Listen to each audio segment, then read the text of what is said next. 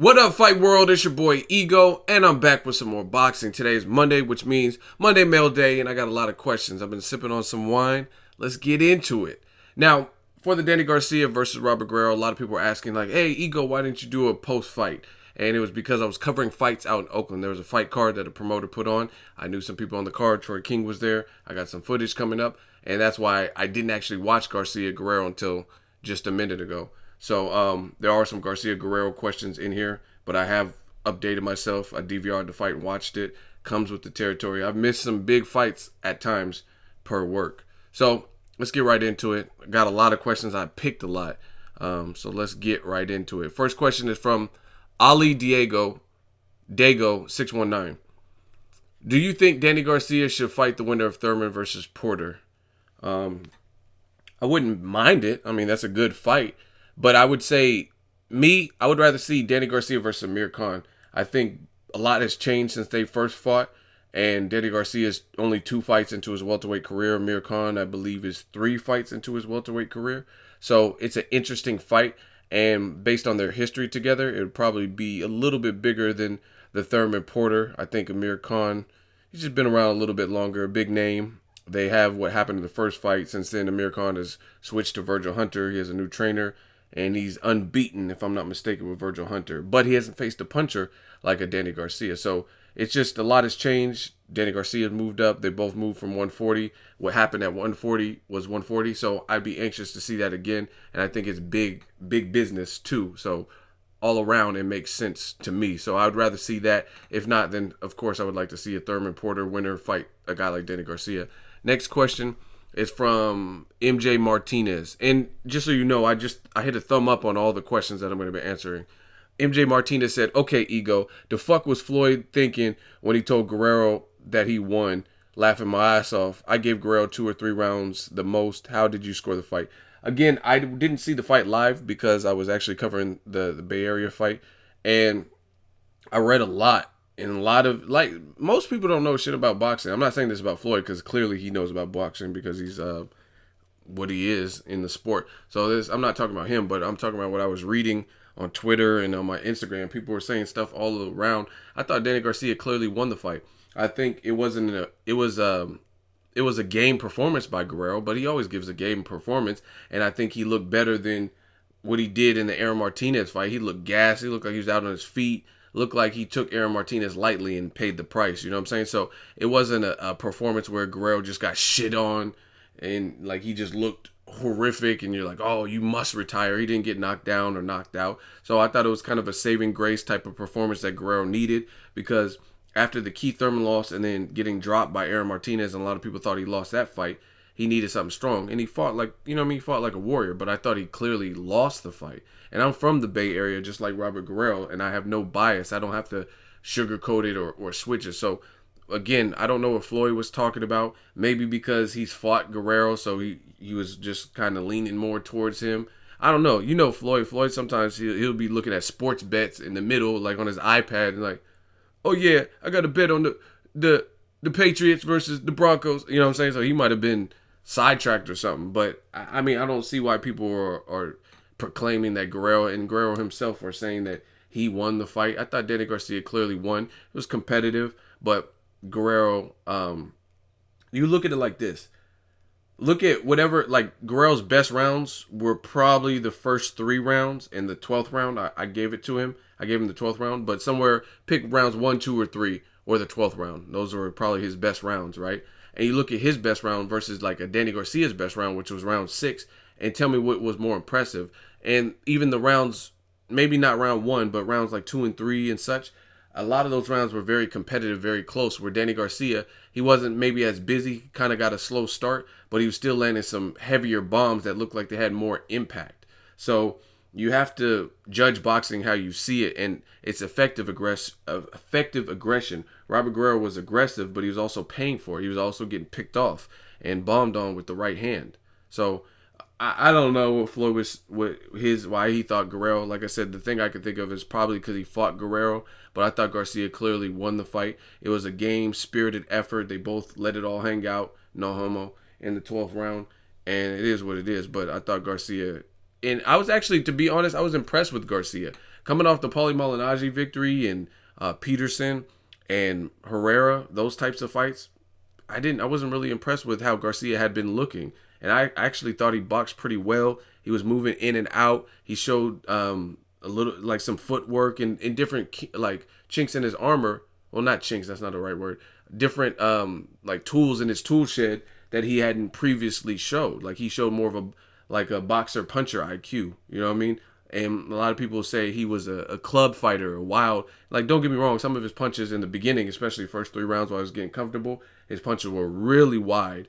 But then he shortened them up, and he actually boxed Guerrero. And Guerrero, they even said in the telecast, they said Garcia's being the matador. So I was actually pretty impressed with Garcia. This is the second fighter welterweight. He did the damn thing. Next question, will he make it? Oh, I get it. Will he make it? That's kind of clever. I've seen your comments before, but I never like paid attention to that. Why is it even in retirement Mayweather has to carry boxing on his shoulders? People wanted him gone, but all they talk about is Mayweather coming back. They have fantasy matches between him, Triple G, Khan, Bradley, and then turn around and call him boring. Is the truth really that boxing does not have superstars left? UFC pushing boxing out of dates? That's a detailed question. I don't think UFC's pushing. I mean, one UFC card that's a huge UFC card. Conor McGregor and Rafael dos Anjos, Holly Holm, Miesha Tate, that pushed Thurman Porter out of the mix. And I don't know all the particulars. You know what I'm saying? So I don't know. Maybe Al Heyman hadn't actually booked or put his deposit down or whatever you have to do to reserve the MGM, and the UFC did. So it could have been an issue of something like that where the UFC and Dana White actually committed to the March 5th MGM slot and booked it and were ready to go with their event. So I can't really say the UFC is pushing out boxing dates. You look at the numbers, boxing does better. The boxing pay-per-views pretty much do better. I mean, look at Mayweather Pacquiao. There's no UFC event ever to date that has come close to that. You know what I'm saying? So I don't think the UFC is pushing boxing dates out. UFC is UFC and it's a popular sport, but I don't think it's doing anything to boxing per se. Again, people are gonna hate. You're always gonna have critics, and people hate Mayweather. And then when he's gone, he has like the rawest deal on earth. Like they say his style's boring, and they want him out of the sport. And then when he's out of the sport, they can't stop talking about him. Anytime he says anything, he makes news. You know what I'm saying?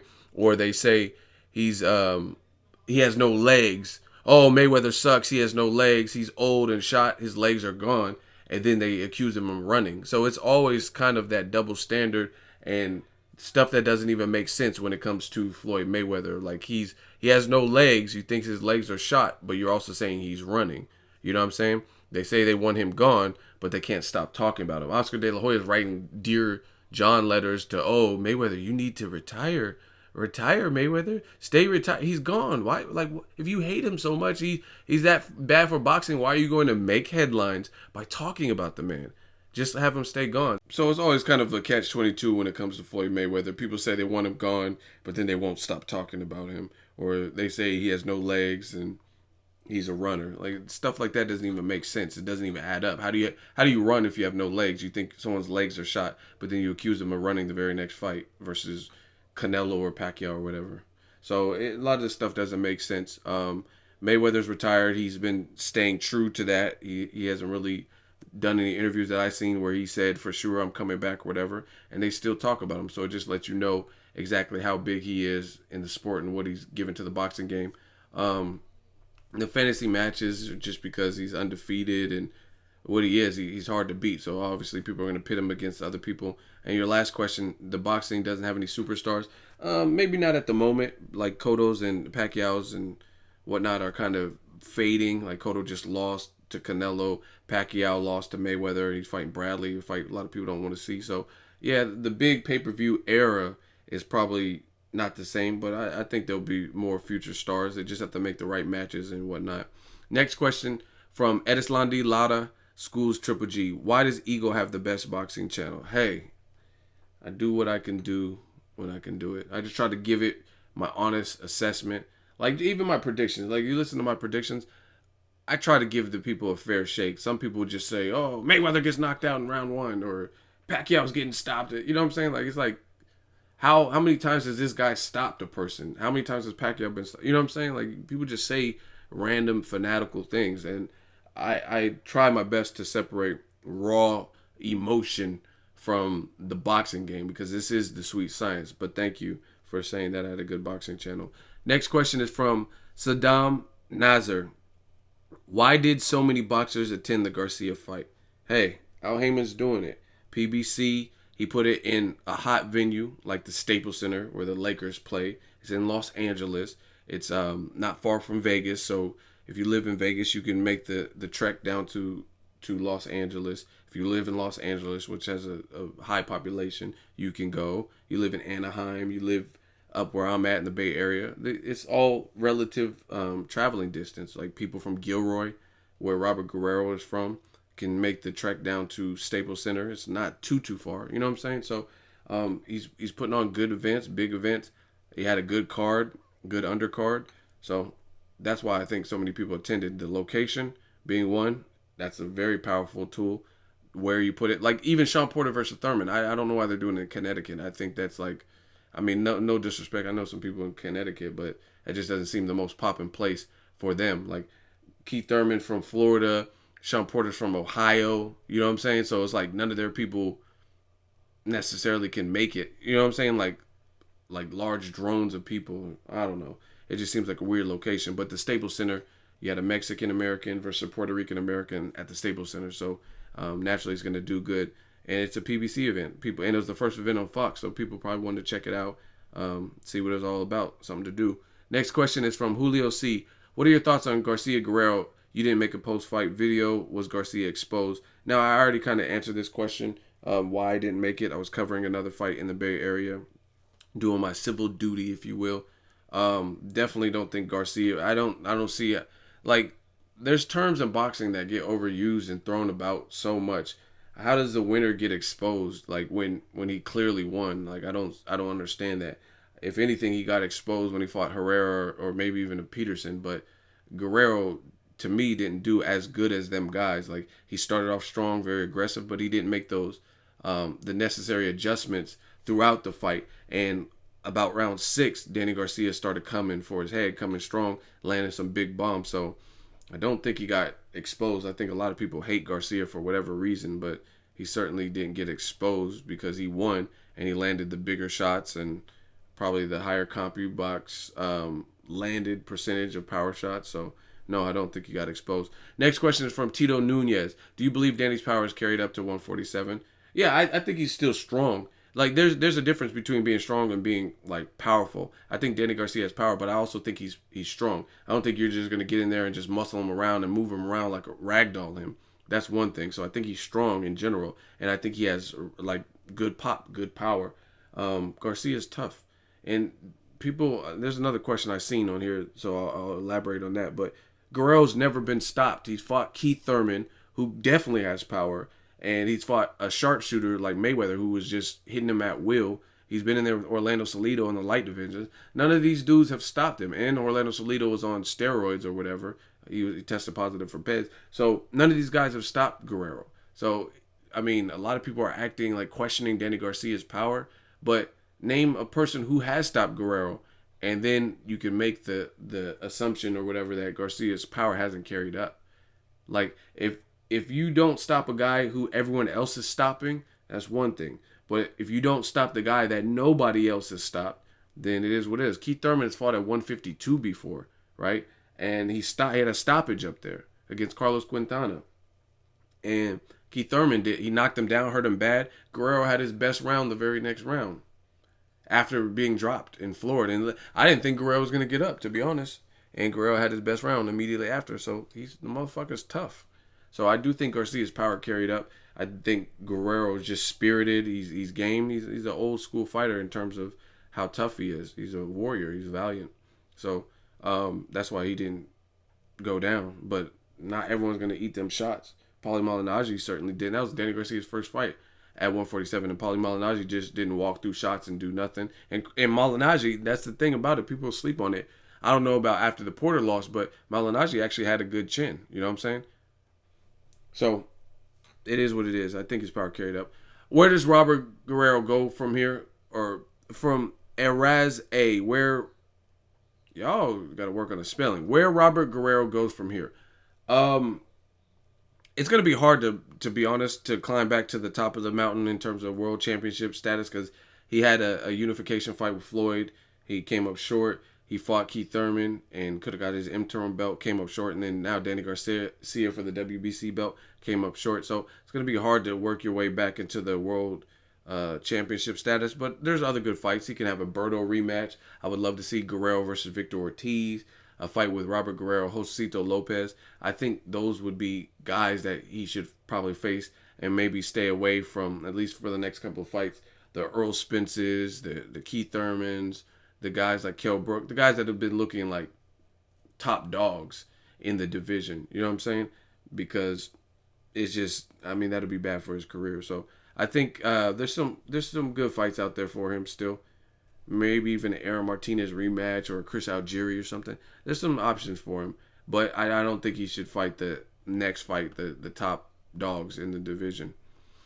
Next question is from AJ's. Ego, who do you have in the Super Bowl, Panthers or Broncos? Okay, now on the boxing. I'm waiting for my boy Errol, the Truth Spence, to get back in the ring and make a statement. Who's the better stepping stone, Robert Guerrero, Chris Algieri, Berto, or Lamont Peterson? Wow. Panthers for the Super Bowl. I just think they're a complete team. They're having fun with it. Cam's been getting busy, and they're looking all the way solid. But it'll be interesting to see Peyton Manning because this might be his last year of playing. So Peyton Manning, who wouldn't want to go out with a Super Bowl ring? So he might come like super focused, and Peyton's Peyton, so you can't sleep on him. Boxing question: Errol Spence. Who's the better stepping stone? I would say maybe a Chris Algieri or Berto or Peterson. I mean, the Guerrero, he's lost to his last fight to Garcia. He lost to Keith Thurman. He lost to Floyd Mayweather.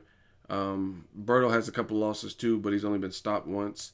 Guerrero's never been stopped. I mean, they're all right around the same echelon to me, to be honest, of who he should fight. Chris Algieri fought Pacquiao, got knocked down a gang of times, but he's never been stopped. So that'll be an interesting fight to see how he can do. He's with John David Jackson. He's been fighting kind of a little bit different. So that would be a good step up. Plus, it looks like he has some height to him. Those are all solid. I mean, bottom line for me, this is me. Errol Spence, I just want to see him with a name. A guy who's been at that pinnacle. Like even like a Josito Lopez. Because, like it or not, Josito, he upset Victor Ortiz. He's been in there with Maidana, and he's been in there with guys like Canelo. That's experience. He's been in there with Jesse Vargas, too. So any kind of experienced guy, I'm all for it. Whether it's Peterson, Berto, Algieri, Guerrero, anybody like that, sign me up. I just don't want to see him fighting like, I don't know, Sebastian, like, Contursi, you know what I mean? Or whoever, you know what I mean? Some random person I don't even know. So next question is from King Queen. Ego, what's next for Garcia-Khan or Thurman Porter winner? Which would you rather watch? I answered this earlier, but just to answer it again for you, I'd rather see Garcia-Khan. They have history. It's a good fight. They're at a new division, so I want to see what the outcome would be, and it'll mix the belts up. You know what I mean? If Garcia fights Thurman Porter winner, then the winner will get that Keith Thurman's interim belt. But if Garcia fights Khan, then now you have two different champions. You know what I'm saying? Like, Garcia has a belt from beating Guerrero. So if he were to fight Thurman Porter winner, then that one winner would have all the belts. But if he fights Khan, the winner will have that belt. I don't know if that's even making sense right now. Whatever. I like Garcia and Khan next. Next question is from K of 2002. K of, why has Khan put himself up so high on the pedestal? He's very inactive, mediocre resume. Is he little girl? Khan believes in his ability. Khan believes in his skill. He thinks he can challenge anyone. That's good. Those are all good things. If you're a combatant, you're a fighter in this game, you want to be confident. But this is the part where I think a lot of people get it twisted. A lot of people look at the later years of Floyd Mayweather and they try to use that as a quote-unquote blueprint of what needs to be done in the A side in the business of boxing. And it doesn't work like that, because you have to realize that Floyd evolved with the sport. He went from underdog status, like people thought he was going to get the shit beat out of him by Gennaro Hernandez or Diego Corrales.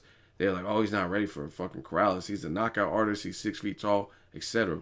And he rose to the occasion and beat these guys, the Gottis and the Baldemirs and De La Hoya. And he went through a metamorphosis of Pretty Boy to Money May, and the rest is history. So a lot of people look at the later years, the latter years of Floyd Mayweather's career, the Money May stage. Oh, I'm the A side and this and that and shit talking.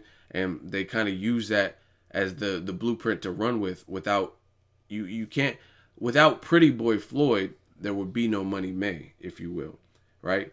And a lot of people just want to take from the Money May. I think Broner, he kind of wants to be like Money May, you know what I mean? But to be Money May, you have to be Pretty Boy Floyd, you know what I mean? Because Pretty Boy Floyd ushered in Money May.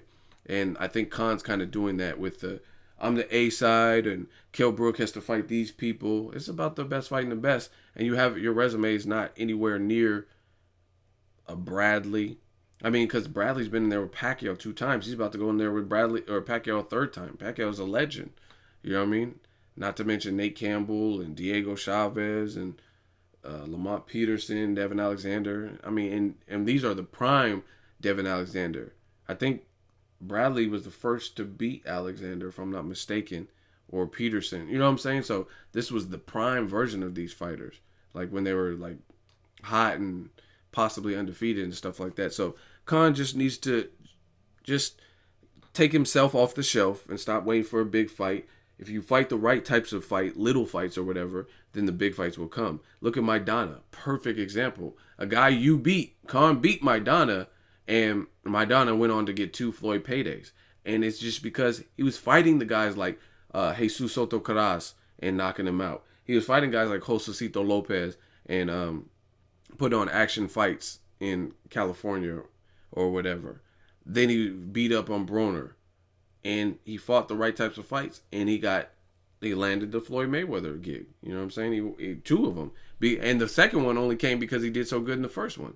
So realistically, you fight the right fights, the rest will fall into place. So that's what Khan needs to do. Take himself off the shelf. Stop being like, oh, I'm above fighting Kell Brook, or I want to pick and choose, and I only want Mayweather and Pacquiao in the big fights and Marquette. Like, I mean, if them dudes don't want to fight you, they're legends. They're more proven than you. They have more pull and clout than you for the most part, at least in the States. So it is what it is. If you can't get it, move on to the next order of business, and it'll come.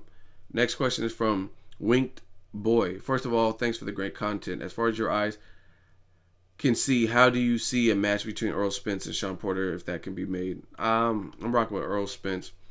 He's the undefeated one out of the 2, and I think his style, his body shots, he's a big frame dude for welterweight. I think he would just try to run Shawn Porter into things. And Shawn Porter he's agile and whatnot, but he comes in kind of awkward and reckless. You know what I mean? He can get clipped. There's a sparring with Shawn Porter and Shane Mosley on my channel. You can check that out. And Shane Mosley caught him. You've seen Broner caught him with the check left hook. And Broner had been fighting at 140, moved up to 45 for the catch weight, or 44 or whatever it was. So I would lean towards Errol Spence. I think he's a little bit fresher. And I think his accuracy and the placement of his punches would probably be the telling of the tale. Next question is from Jonas Rich. Hey, Eagle, I'm a longtime subscriber. Love the channel. Why won't Triple G and his coach accept a fight with ERISLANDY Lara? Are they scared of his style that he brings in speed, or even Demetrius Android? Why is Triple G and his team acting like nobody's calling him out?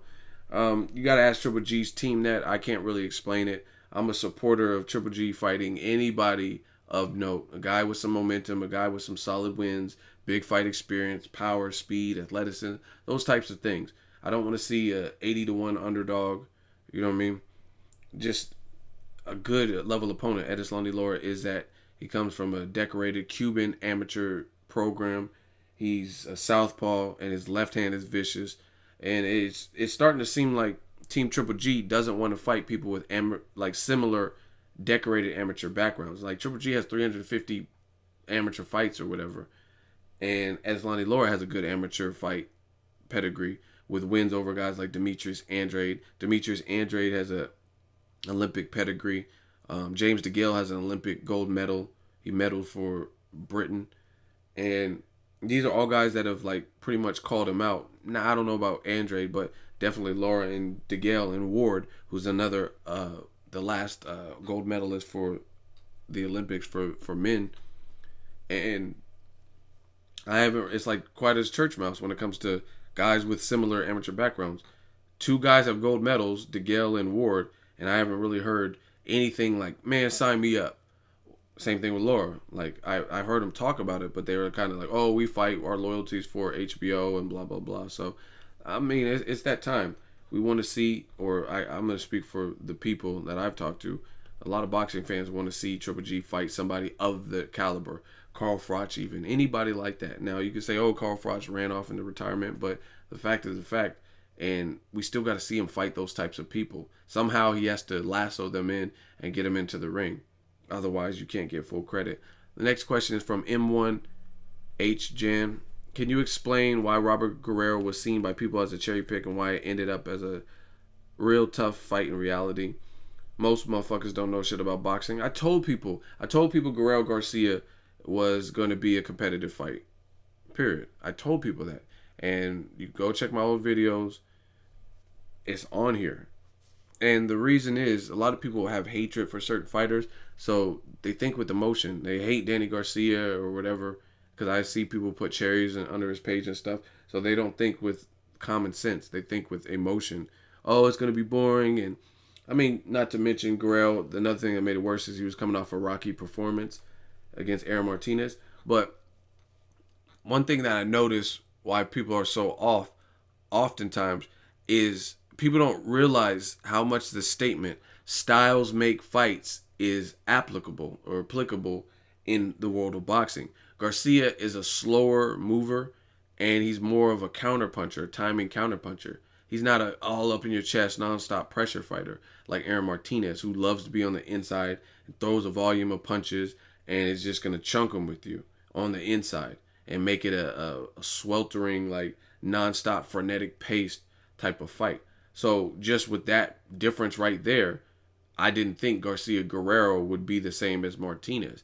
Even though it's kind of scary, Martinez only had 4 knockouts and he did that. But again, styles make fights. He was up in Guerrero's chest. He was putting him on the ropes. Guerrero was fresh off maybe 2 months off of the Keith Thurman fight where he took a lot of punishment, endured a lot of punches and a lot of punishment in that fight and got knocked down, came back too soon, and he fought the wrong style. He fought a guy who was all up on him and was hungry and in shape and coming to win.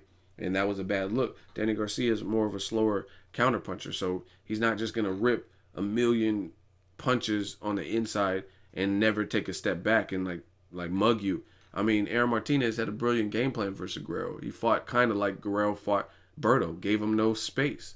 And it's hard. It's hard to get somebody off of you when they're not giving you space to breathe.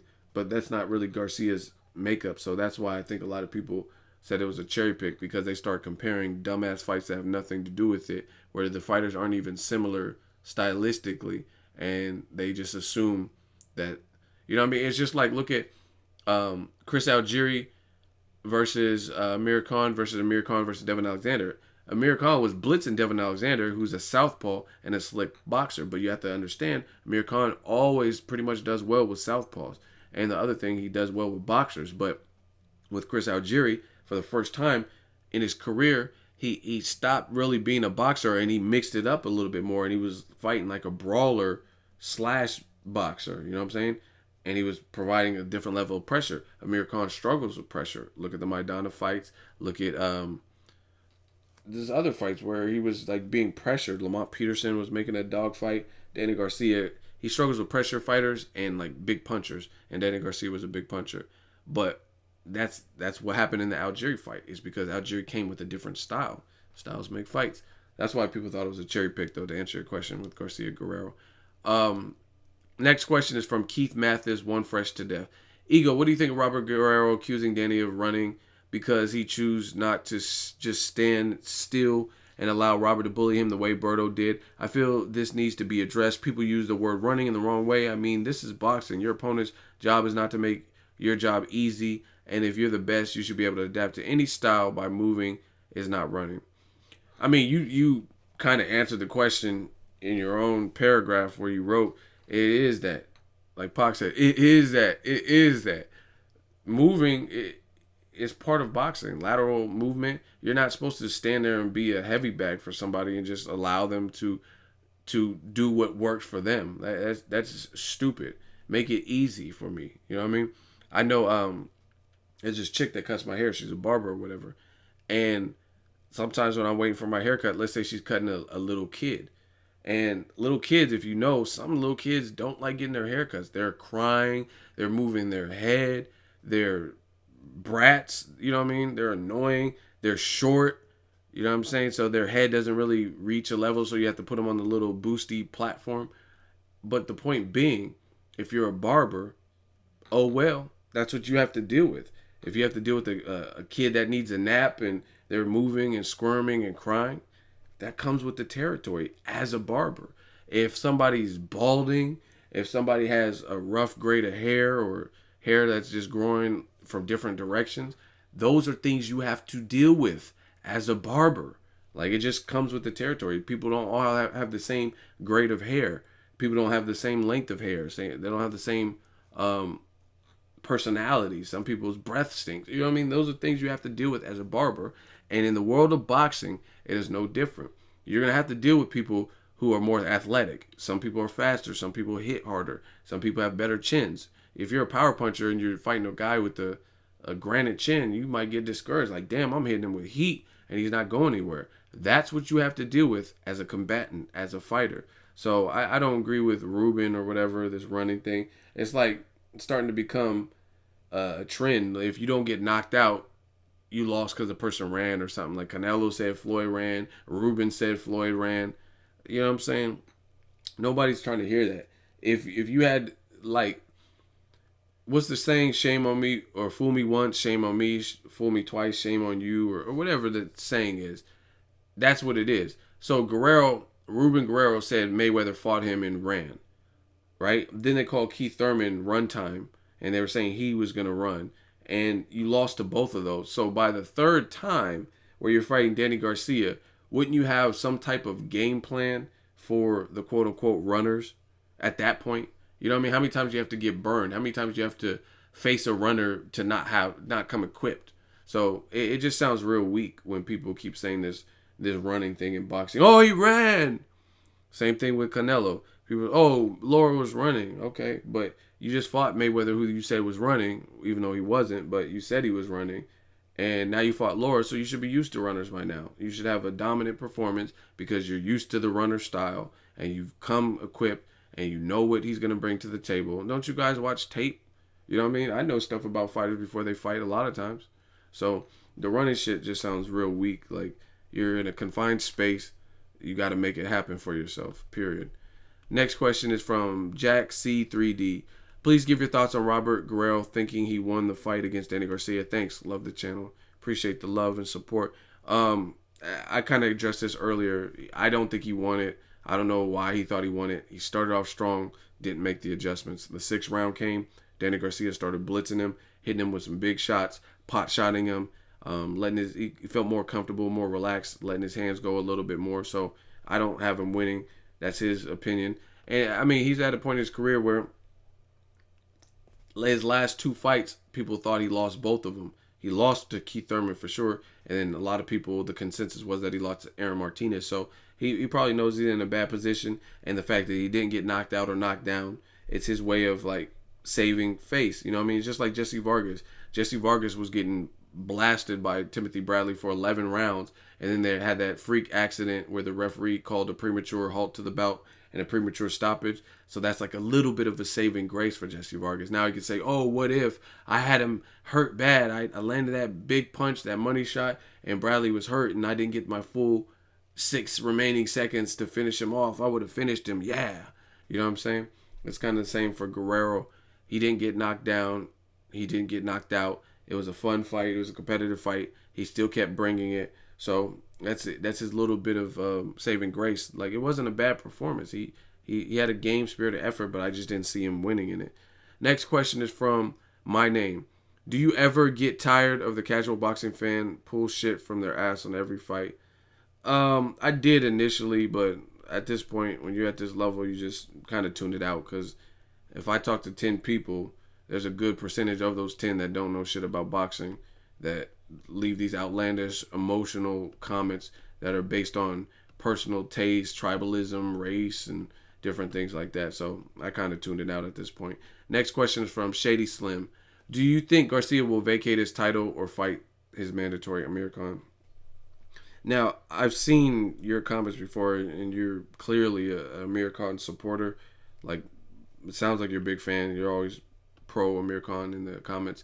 I don't know why Garcia would vacate his title. I really don't feel like Garcia has vacated any of his titles unless he was moving up when he moved from 140 to 147. So, yeah, I think he would fight Amir Khan. Like, I never heard Danny Garcia say he didn't want to fight Amir Khan a rematch. The only person I heard really say that was his daddy. His dad, Angel Garcia, was like, no, he's not getting a rematch. But, I mean, ultimately, I think Al Heyman has more influence on the career of Danny Garcia than Angel Garcia. I mean, even though that's a dad and a trainer or whatever. So, I can't imagine Garcia would vacate. And he just got... First of all, I don't even know why Garcia-Guerrero was up for Floyd's old belt or whatever. So that's one thing. So I don't think he would squander it to avoid a guy he's already knocked out. Like, I mean, it doesn't really make sense to me. So I think the fight, if that's the next order of business and it needs to be made, I think the fight will get made. I don't, like I said, why would you vacate a belt to avoid a guy who you knocked out before, who hasn't fought in over a year, and his last fight he had a rough time against a guy coming off a loss against Chris Algieri, or against Pacquiao, which was Chris Algieri when he got knocked down 6 times. That was so it's not like, maybe if you're gonna avoid Amir Khan, why wouldn't you avoid Amir Khan fresh off the Devin Alexander performance where he looked sensational? But why would you avoid him off of that performance? Next question is from Courtney Ellis. Why is everyone avoiding Demetrius Android? Now, I definitely think Andrade is avoided based on the fact that he's such a skilled fighter. He's like 6 feet tall. He's a southpaw, and people don't want to step in there with boo-boo. But I think another part of it is the way Banner Boxing has handled his career. They haven't really put him in the forefront of boxing, so like nobody's really talking about him. Occasionally he'll do a YouTube interview or something where he'll go off on a bunch of people and it'll make waves.